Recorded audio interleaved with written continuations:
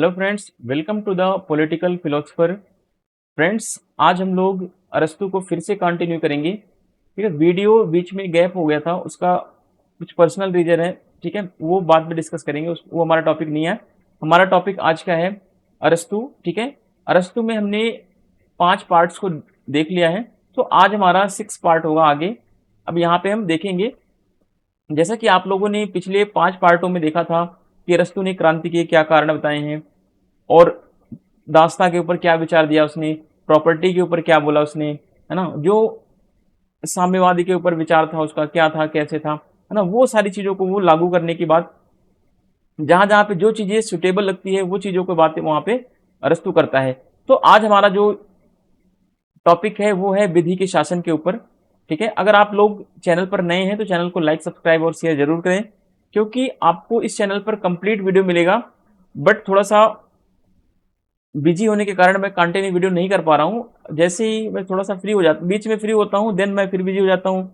ठीक है, तो अब कोशिश करता हूँ कि वीडियो मैक्सिमम आप लोगों तक पहुंचा सकूं।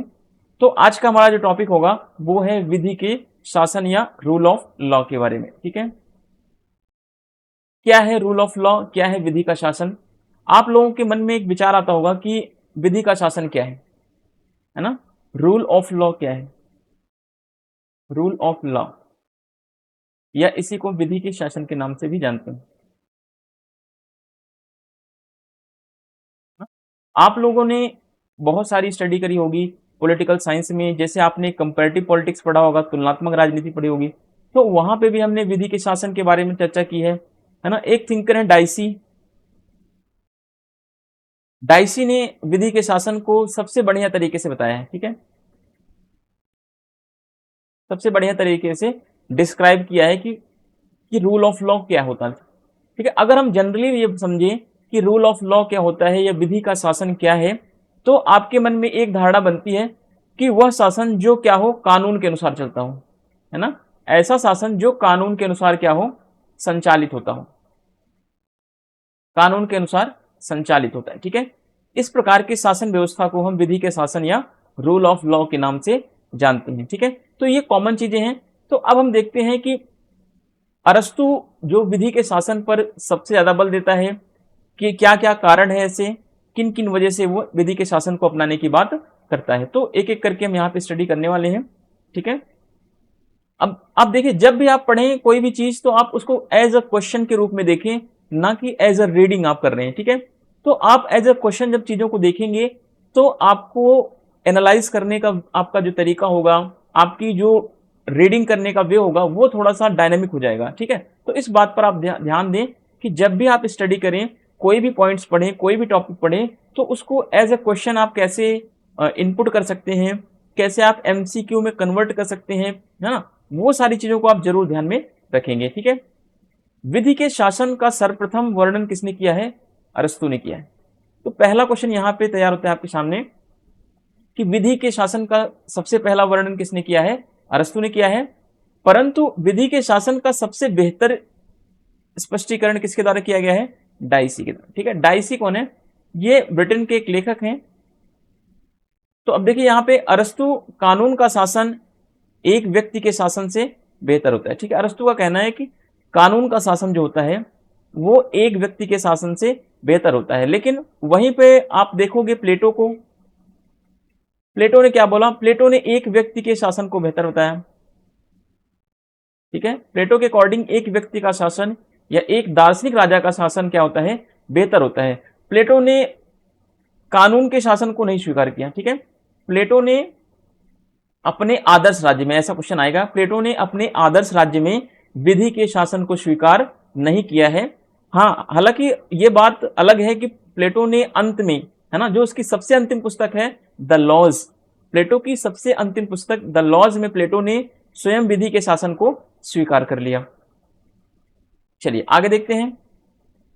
जहां प्लेटो दार्शनिक राजा को महत्व देता है, वहीं पर अरस्तु किसको देता है, रूल ऑफ लॉ को महत्व देता है। ठीक है, अब यहां पे आपको समझना है प्लेटो ने किसको ज्यादा महत्व दिया, व्यक्ति के शासन को। ठीक है, प्लेटो ने व्यक्ति के शासन को यानी दार्शनिक राजा के शासन को महत्व दिया, जबकि अरस्तु ने किसको महत्व दिया, रूल ऑफ लॉ को, विधि के शासन को सर्वोच्च स्थान देता है। तो प्लेटो और अरस्तु में ये बहुत बड़ा डिफरेंस है, ठीक है।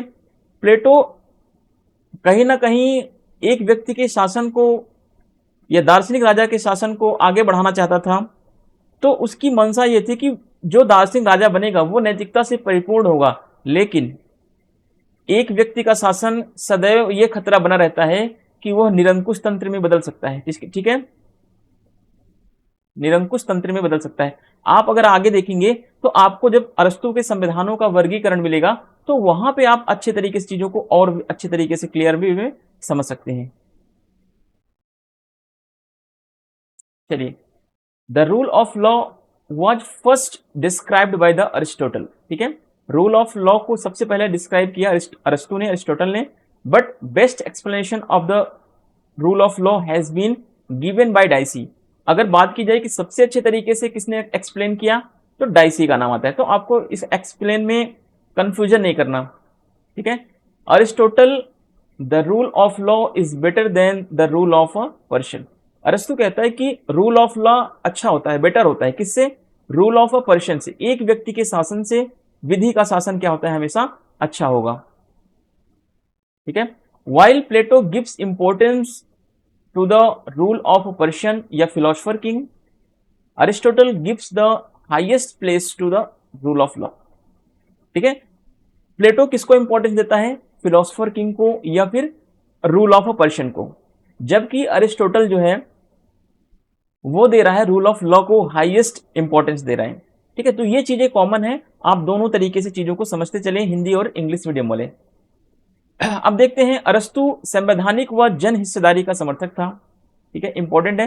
अरस्तु ने संवैधानिक शासन में विश्वास किया और लोगों की भागीदारी में विश्वास किया। अरस्तु ने कहा कि शासन कैसा होना चाहिए?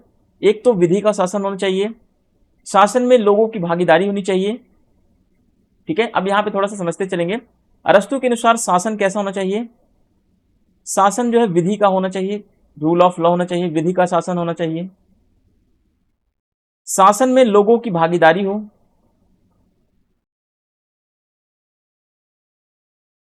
ठीक है। शासन में संप्रभुता का वास पाया जाना चाहिए,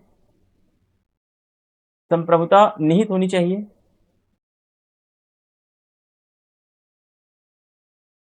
शासन जो है एक व्यक्ति का नहीं होना चाहिए,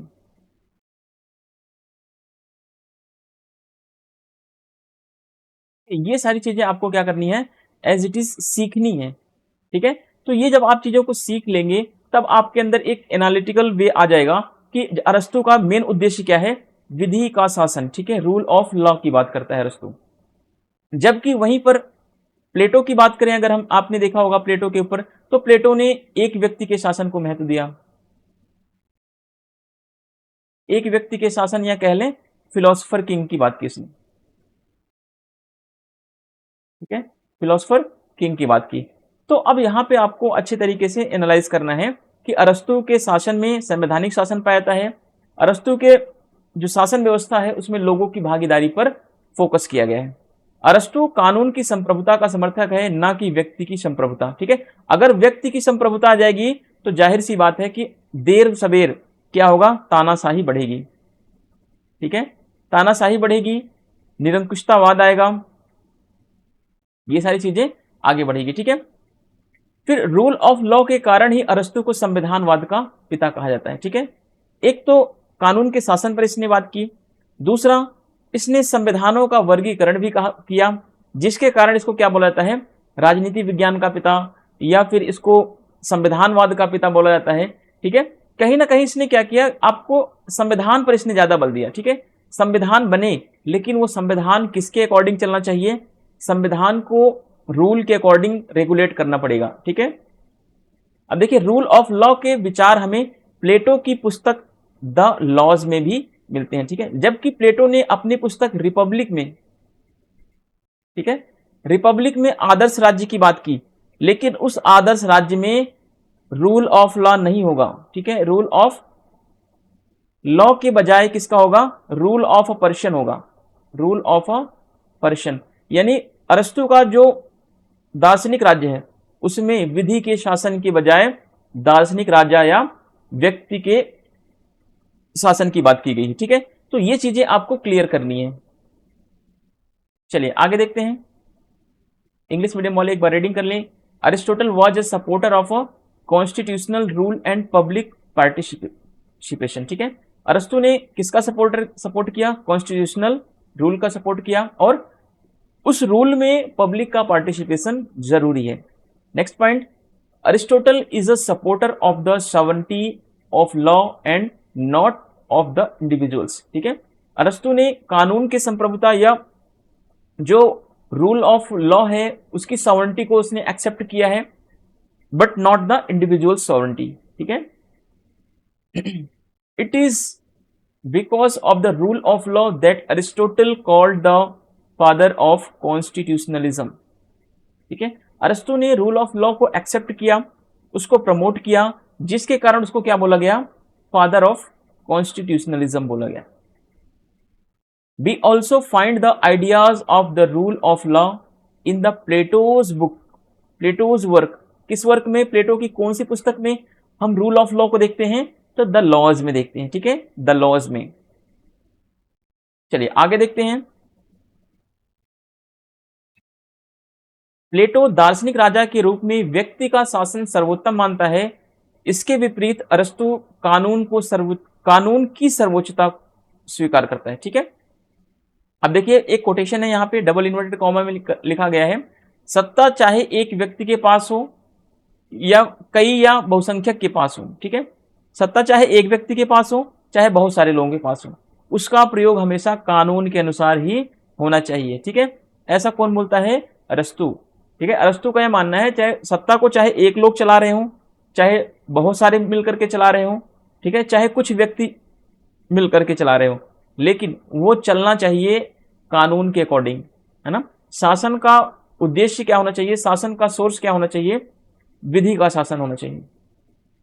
आगे देखिए, अब यहां पे देखेंगे प्लेटो ने दार्शनिक राजा को स्वीकार किया है और वहीं पे अरस्तु ने विधि के शासन को स्वीकार किया है। तो दोनों में क्या है, हमने ऊपर भी यहां पे डिस्कस कर लिया है।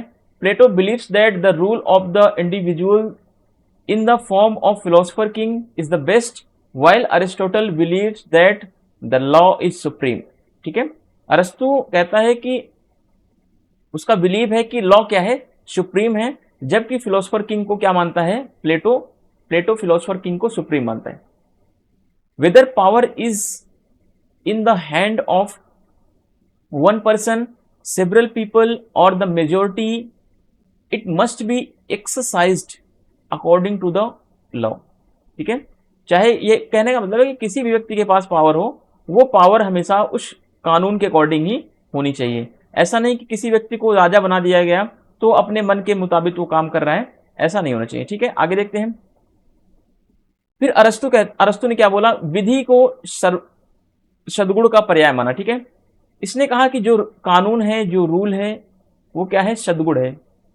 अरस्तु के अनुसार विधि क्या होती है? अवैयक्तिक होती है। अवैयक्तिक का क्या मतलब होता है, अब यहाँ पे थोड़ा सा समझ लेंगे। अब शब्दों को जब तक आप समझेंगे नहीं तब तक आप गलतियां करते रहेंगे। ठीक है, अब देखिए, विधि वासना रहित विवेक होती है, वासना रहित विवेक है। फिर दूसरा पॉइंट है, विधि क्या होती है? अवैयक्तिक होती है।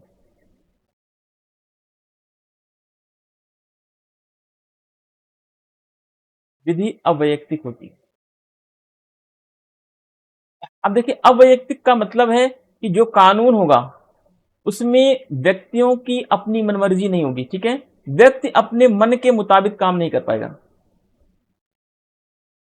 मन के मुताबिक काम नहीं कर सकता। ठीक है, जो कानून होता है उसमें व्यक्ति अपना इनपुट नहीं डाल सकता। कानून बनने के बाद व्यक्ति की मनमर्जी नहीं चल सकती। ठीक है, अब देखिए इसमें ऊपर और क्या बोला गया? अरस्तु क्या कहते हैं? विधि क्या होती है? वासना से रहित विवेक होता है। यानी जो विधि बन गई, जो कानून बनाया जाएगा, उसमें व्यक्ति की वासना, है ना, व्यक्ति की इच्छा, ठीक है, व्यक्ति के जो दुर्भाव होते हैं वो उन सब से क्या होगा? उन सब का कोई समावेश नहीं होता विधि में। ठीक है, नहीं तो हर व्यक्ति क्या चाहेगा? जो राजा होगा, मान लो अगर कोई एक राजा है, ठीक है, तो राजा जब किसी विधि का निर्माण करेगा, अगर उसके अंदर वासना होगी, अगर तो वो फिर क्या कर सकता है?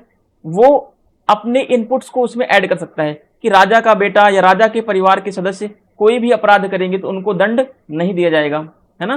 तो ऐसे में अगर प्रजा के लिए केवल दंड हो, राजा के लिए दंड ना हो, तो क्या वो शासन सही तरीके से चल पाएगा? तो क्या उस राज्य में क्रांति हो पाएगी या नहीं हो पाएगी?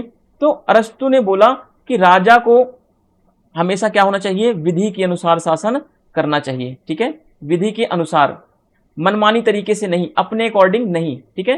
क्योंकि विधि में व्यक्तिगत इनपुट नहीं होने चाहिए। व्यक्तिगत का मतलब होता है पक्षपात। राजा को कभी भी पक्षपात नहीं करना चाहिए।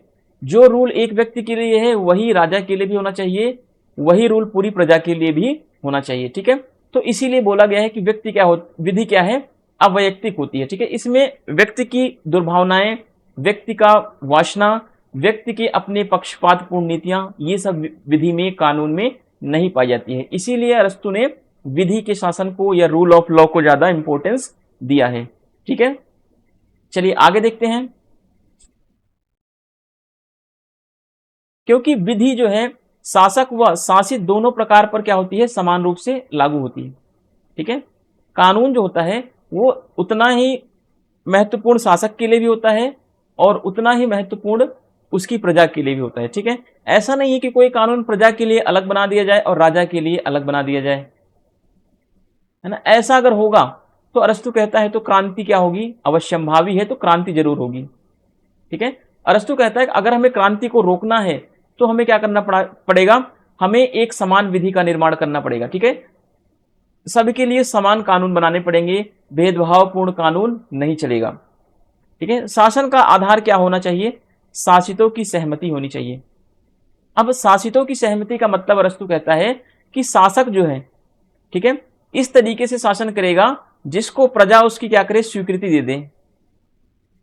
अगर उसकी प्रजा उस राजा के शासन को स्वीकार ना करे तो क्या शासन चल पाएगा? नहीं चल पाएगा। अगर प्रजा शासन को अस्वीकार कर दे तो इसका मतलब है कि क्या हो जाएगा? अब क्रांति हो जाएगी, ठीक है।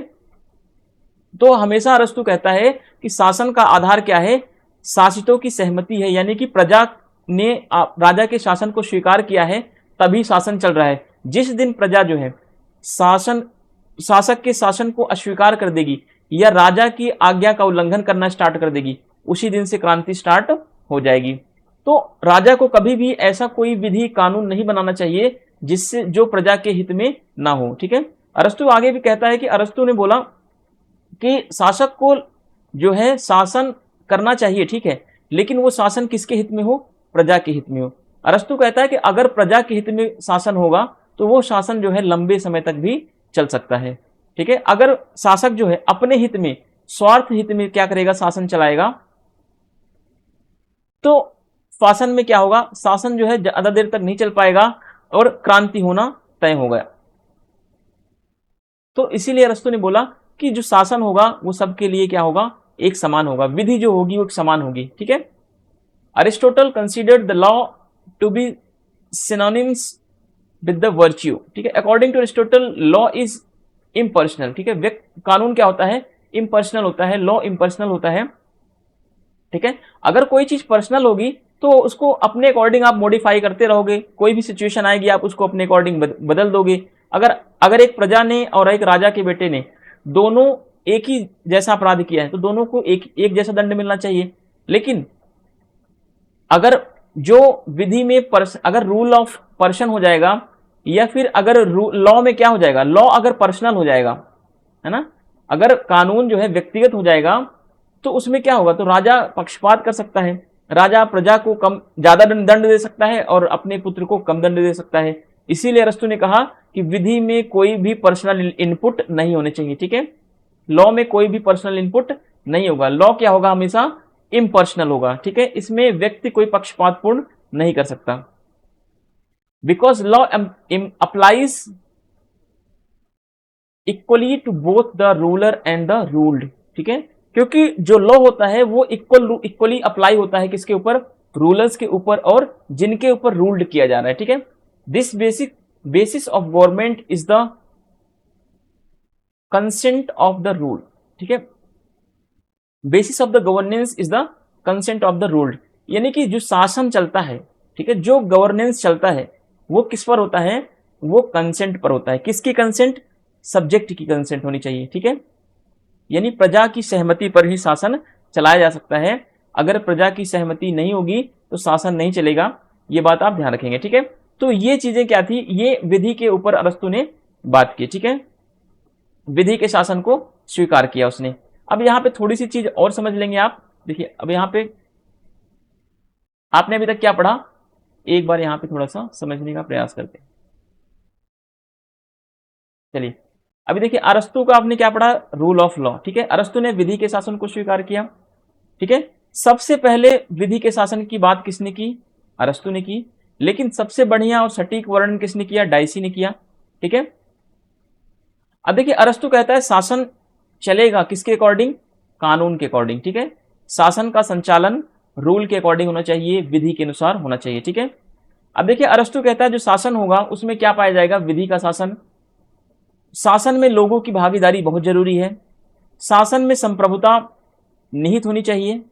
शासन जो है एक व्यक्ति का नहीं होना चाहिए। ये सब कौन बात कर रहा है, ये सब बोल रहा है अरस्तु, ठीक है। वही प्लेटो क्या बोलता है, प्लेटो कहता है एक व्यक्ति का शासन क्या होता है, अच्छा होता है। फिलोसफर किंग के शासन को इसने प्रमोट किया। इसने अपनी पुस्तक द रिपब्लिक में रूल ऑफ लॉ को नकार दिया, ठीक है, रूल ऑफ लॉ को क्या कर दिया, नकार दिया। अब देखो अरस्तु क्या कहता है कानून के ऊपर, कानून क्या होता है, विधि क्या होती है, यहां पे आप थोड़ा समझ ले। अरस्तु कहता है विधि क्या है, वासना से रहित विवेक है, यानी कि इसमें किसी भी प्रकार का पक्षपात ये सब नहीं हो सकता कानून में, ठीक है। अरस्तु आगे कहता है विधि क्या है, विधि इम्पर्सनल होती है, इसमें पर्सनल इनपुट नहीं होता, इसमें व्यक्ति अपना इनपुट नहीं ऐड कर सकता बाद में, ठीक है।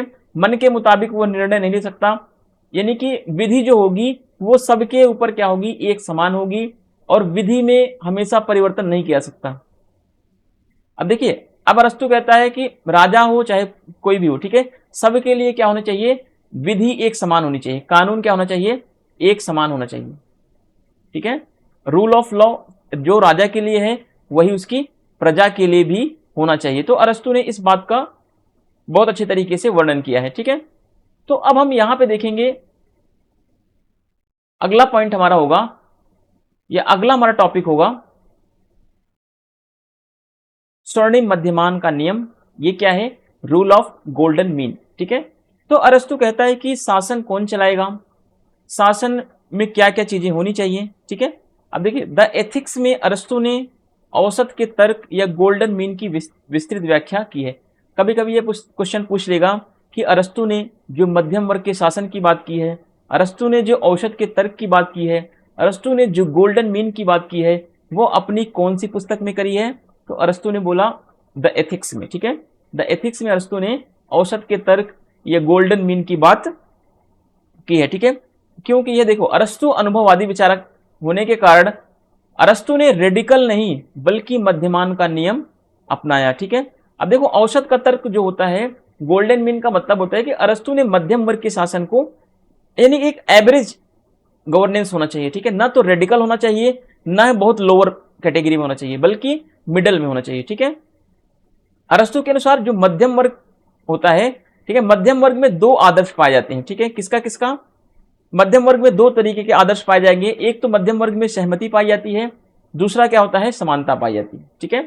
ये बात आप ध्यान रखेंगे कि मध्यम वर्ग में सहमति और समानता पाई जाती है। अरस्तु ने भी इसके पहले बताया कि शासन का आधार हमेशा क्या होता है, सहमति होती है, ठीक है।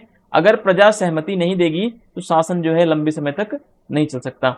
अगर शासन में असमानता होगी तो शासन नहीं चल सकता, फिर क्या हो जाएगी, क्रांति हो जाएगी, ठीक है। जब भी आप चीजों को देखें तो अरस्तु ने मध्यम वर्ग के शासन को क्यों अपनाया, देखो अब जब आप इसको समझेंगे आगे, क्योंकि देखो अरस्तु कहता है कि मध्यम वर्ग का शासन अच्छा होता है, क्यों होता है,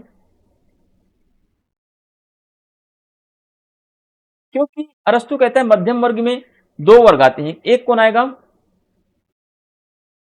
एक गुटतंत्र होगा और दूसरा लोकतंत्र होगा, ठीक है।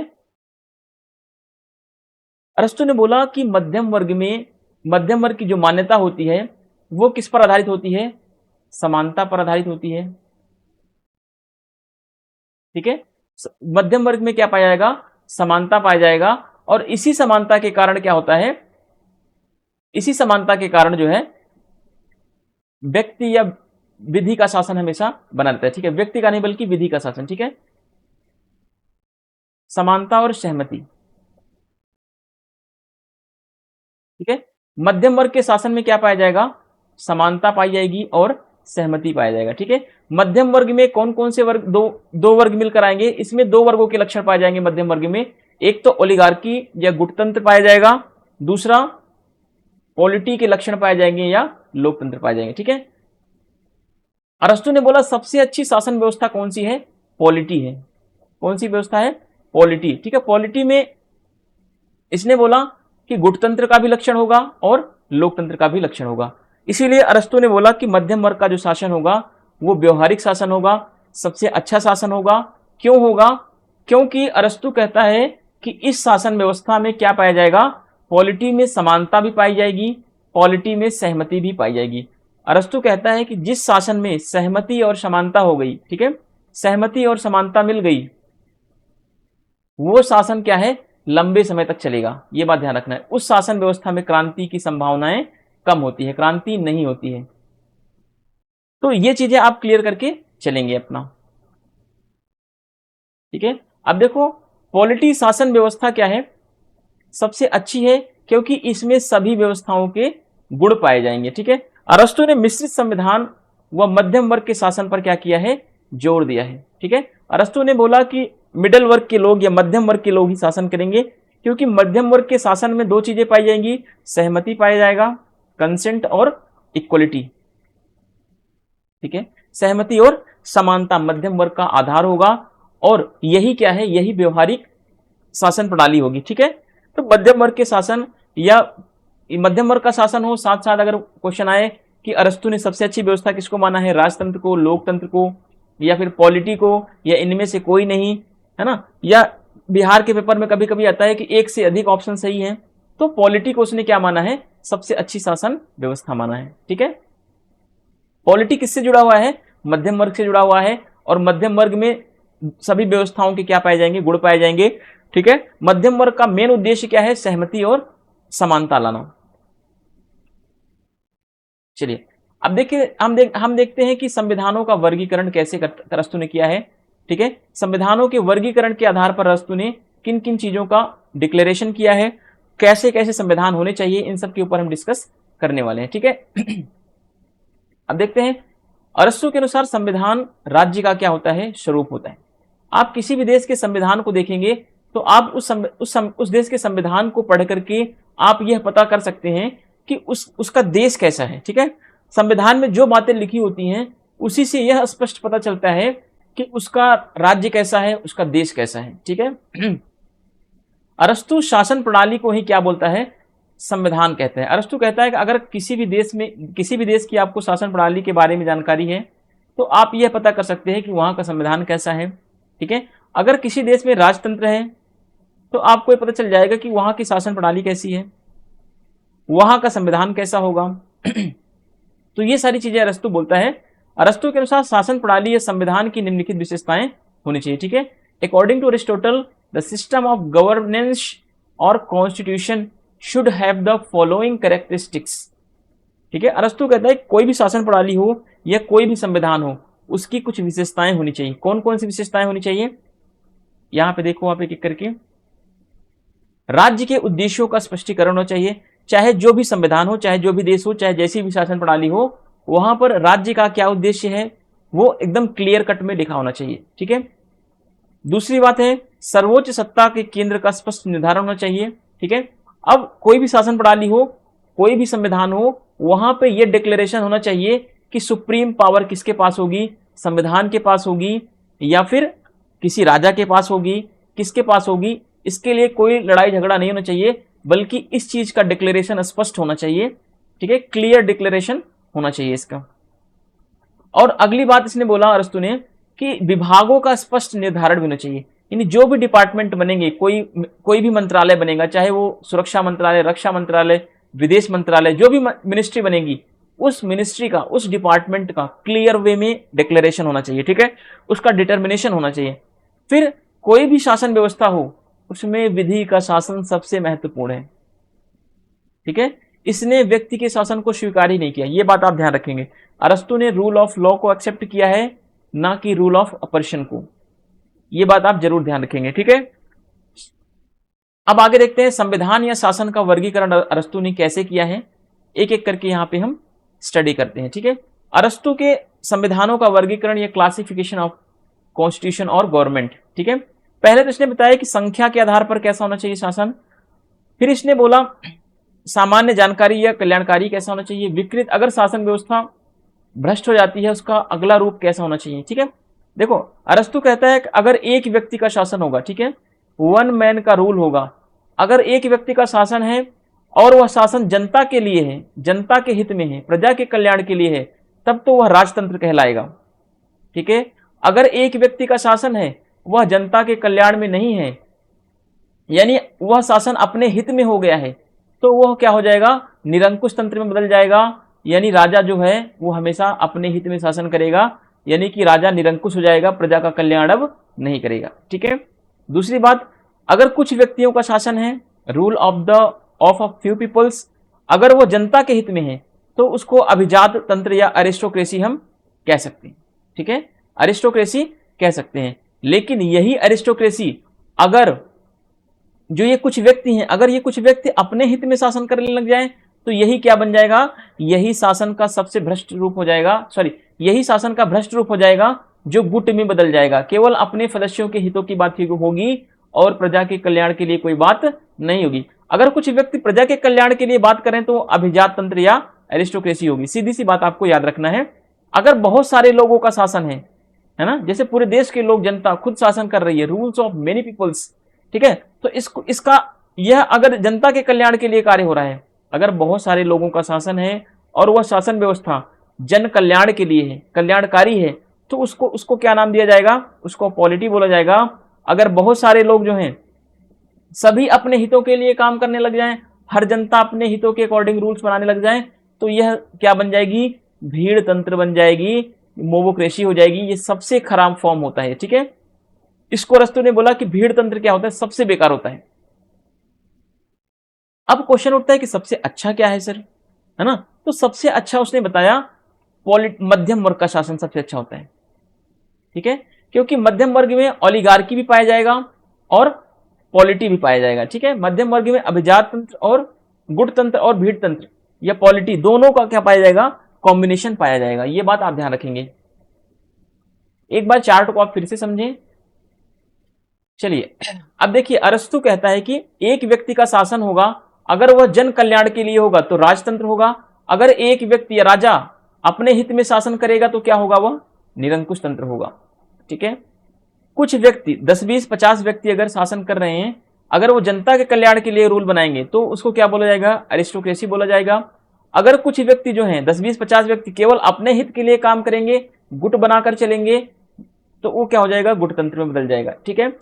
अगर बहुत सारे लोग हैं, पूरे देश के लोग, है ना, मिल करके शासन कर रहे हैं, कोई कानून बना रहे हैं, वो कानून किसके लिए है, जनता के लिए है, जनता के हित के लिए है, सभी के हितों में है, तो उसको पॉलिटी बोल दिया है इसने। अगर अरस्तु ने बोला कि बहुत सारे लोग जो हैं कि सभी अपने हितों की बात करेंगे, कोई एक दूसरे के हित के लिए काम नहीं करेगा, तो यही क्या रूप बन जाएगा, यही भीड़ तंत्र बन जाएगा, यही मोबोक्रेसी बन जाएगा, ठीक है। ये सबसे बेकार होता है। चीजें क्लियर हो गई हूं तो आगे बढ़ते हैं, ठीक है। अब देखो, अरस्तु पॉलिटी को बचाव राज्य सेव स्टेट कहता है, जो स्वर्णिम मध्यमान पर आधारित होता है, ठीक है। अब आपने ऊपर पढ़ा होगा कि स्वर्णिम मध्यमान क्या है, स्वर्णिम मध्यमान जो है, ठीक है, वो पॉलिटी से जुड़ा हुआ है, ठीक है। अरस्तु ने बोला कि पॉलिटी जो होगी ये सबसे अच्छा शासन व्यवस्था होगा, ठीक है। और उसने कहा कि अगर व्यक्तियों के शासन की बात की जाए या कानून के शासन की बात की जाए तो मध्यम वर्ग का शासन क्या होता है, सबसे अच्छा होता है, ठीक है। मध्यम वर्ग का शासन क्या होता है, सबसे अच्छा होता है। ये बात ध्यान रखेंगे, ठीक है। अरस्तु ने बोला पॉलिटी को बचाओ राज्य का क्या मतलब होता है। अरस्तु ने बोला अगर हमें राज्य को बचाना है, राज्य में क्रांति नहीं लानी है, तो हमें क्या करना पड़ेगा, पॉलिटी को अपनाना पड़ेगा। पॉलिटी का तात्पर्य मध्यम वर्ग को अपनाना पड़ेगा, ठीक है। पॉलिटी का तात्पर्य क्या है, मध्यम वर्ग को अपनाना पड़ेगा, ठीक है। यानी मध्यम वर्ग के शासन में क्या पाया जाएगा, समानता पाई जाएगी और सहमति पाई जाएगी। ठीक है। पॉलिटी की क्या विशेषता है? समानता और सहमति। जिस राज्य में अरस्तु कहता है समानता और सहमति होगी, वहां पे कभी भी क्रांति नहीं होगी, वहां पर राज्य को बचा लिया जाएगा। ठीक है। राज्य को बचाने का तात्पर्य केवल इतना ही है कि हमें क्या करना है, हमें राज्य में क्रांति नहीं लाने देना है। ठीक है। राज्य में क्रांति को क्या करना है? रोकना है। तो क्रांति को कैसे रोक सकते हैं? पॉलिटी के माध्यम से, है ना। पॉलिटी में मध्यम वर्ग का शासन पाया जाएगा। ठीक है। जो मध्यम वर्ग का शासन होगा वही शासन व्यवस्था क्या कहलाएगी? पॉलिटी कहलाएगी। ये बात आप ध्यान रखें। ठीक है। पॉलिटी क्या है? मिश्रित संविधान है और मध्यम वर्ग का शासन है। ठीक है। पॉलिटी को क्या बोला गया है? पॉलिटी एक मिश्रित संविधान है और मध्यम वर्ग का शासन है। यानी पॉलिटी एक ऐसी व्यवस्था है जिसमें मध्यम वर्ग के लोग शासन करेंगे।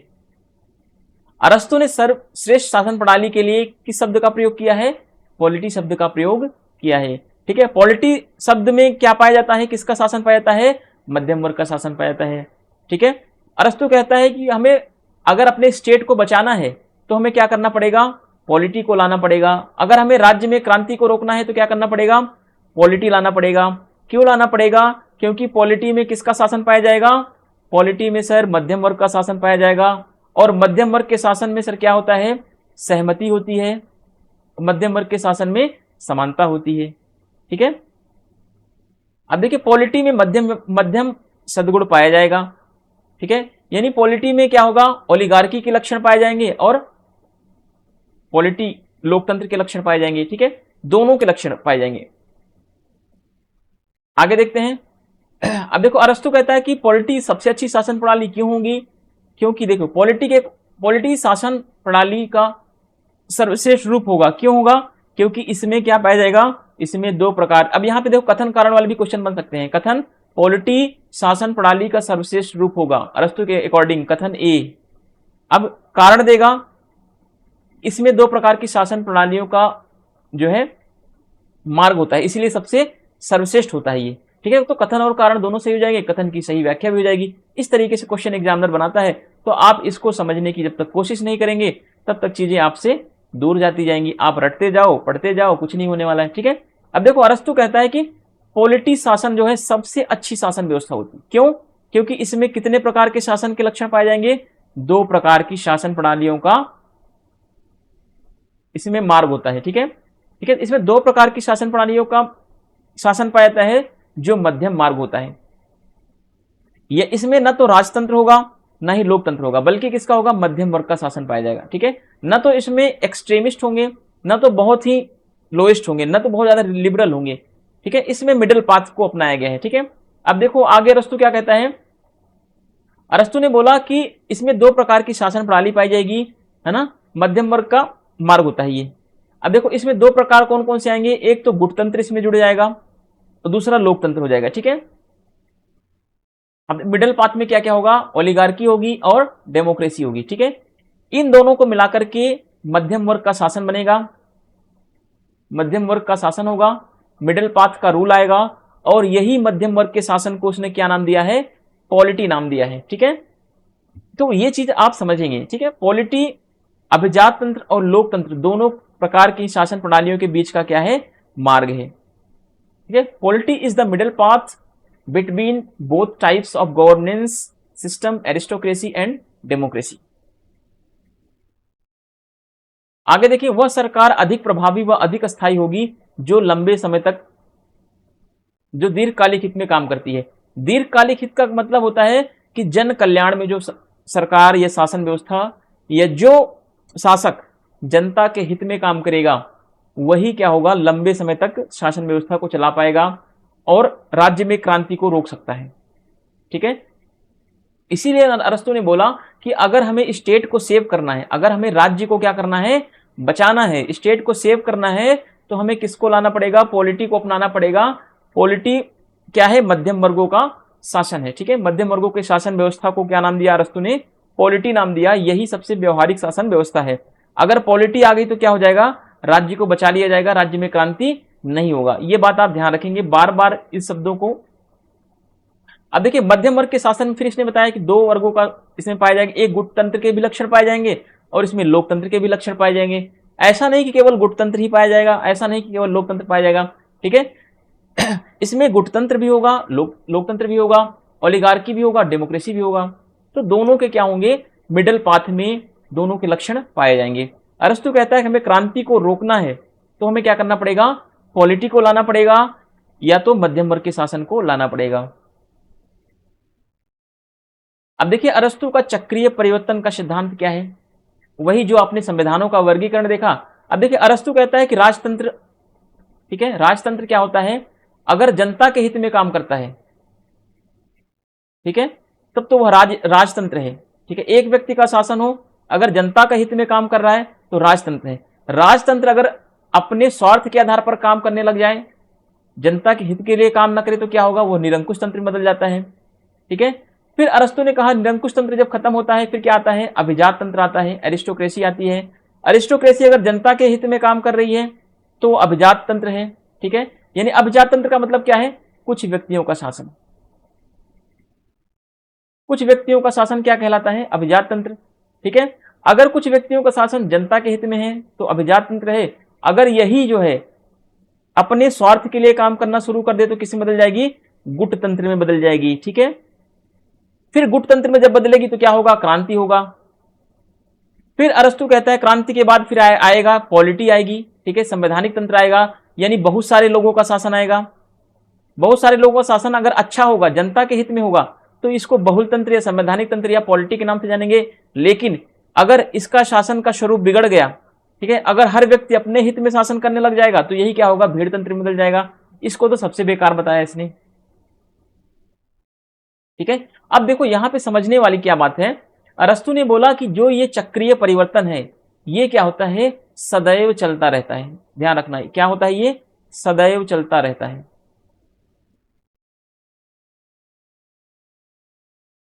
देखो अरस्तु कहता है राजतंत्र क्या होता है, राजतंत्र जब शासन का निकृष्ट रूप हो जाता है, खराब हो जाता है राजतंत्र, तो ये निरंकुश तंत्र बदलता है। निरंकुश तंत्र बदलने के बाद क्या होती है, क्रांति होती है। क्रांति के बाद राजतंत्र को समाप्त कर दिया जाता है। फिर क्या आता है, अभिजात तंत्र आता है, एरिस्टोक्रेसी आता है। ठीक है, एरिस्टोक्रेसी तब तक अच्छा होता है जब जनता के हित में करता रहता है। जैसे ही एरिस्टोक्रेसी क्या होता है, गुट तंत्र में बदलता है, तो गुट तंत्र में आने के बाद जनता यहाँ की क्रांति कर देती है और फिर एरिस्टोक्रेसी को भी क्या कर देती है, समाप्त कर देती है। फिर जब एरिस्टोक्रेसी समाप्त हो जाएगी तो क्या आएगा, पॉलिटी आती है, बहुतंत्र आता है, संवैधानिक तंत्र आता है, या इसी को हम बोल दे लोकतंत्र आता है। ठीक है, तो लोकतंत्र जब तक जनता के हित के, पूरे राज्य के हित में काम करे तो तब तक लोकतंत्र अच्छा है। लेकिन जैसे ही लोकतंत्र में सभी व्यक्ति अपने हित में काम करेंगे तो क्या हो जाएगा, भीड़ तंत्र में बदल जाएगा। तो ये सबसे बेकार है, सबसे बेकार है ये शासन। ठीक है, तो अरस्तु कहता है ये चक्र जो है वो हमेशा चलता रहेगा, ये साइकिल जो है हमेशा चलता रहेगा, ये कभी नहीं रुकता। ठीक है, एक शासन व्यवस्था समाप्त होती है तो दूसरी स्टार्ट होगी। ठीक है, तो ये चीजें आप याद रखेंगे, है ना, एक इस पिक्चर के थ्रू आप आसानी से चीजों को समझ सकते हैं।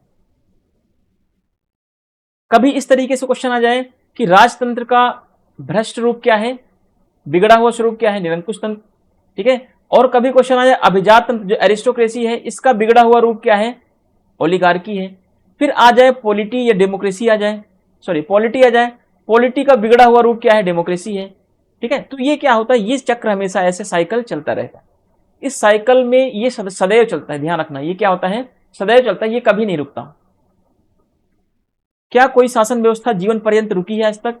यूनान में राजतंत्र था, राजतंत्र से लोकतंत्र, लोकतंत्र से भीड़ तंत्र। तो बहुत सारी शासन व्यवस्थाएं क्या होती हैं, बदलती रहती हैं, ये चक्र हमेशा चलता रहता है। अरस्तु ने संविधानों का वर्गीकरण किया तो बताया कि ये सारे चक्र क्या होते हैं, हमेशा चलते रहते हैं, ये कभी भी नहीं रुकते हैं। ठीक है,